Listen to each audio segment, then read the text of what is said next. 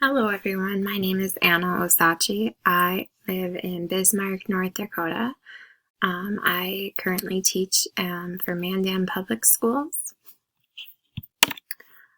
This is my husband Joseph. We've been married for 13 years and this was our last anniversary. We got to go to a baseball game in Minneapolis.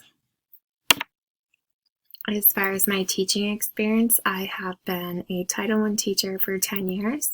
And then my first year in education, I was a pair for speech and LD.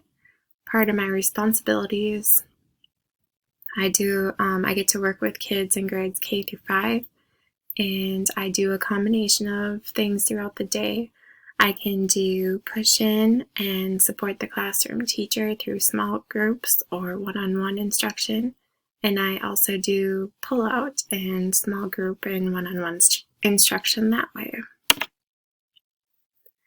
These are just a few of the books I've been reading.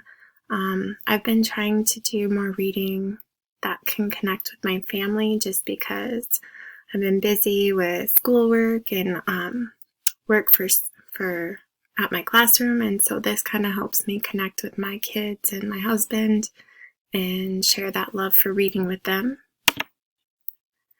Here is just a few pictures of the things that I enjoy in life, and those are for sure my kids. I have a 10-year-old daughter, Molly, and I have an 8-year-old son, Miles.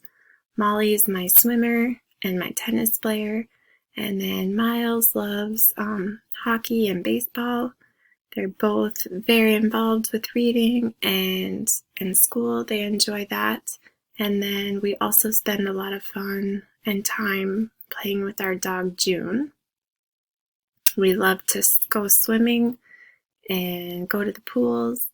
And then we also love to play at the lake and out in the sunshine. So one of my favorite places to go is the Boundary Waters canoe area.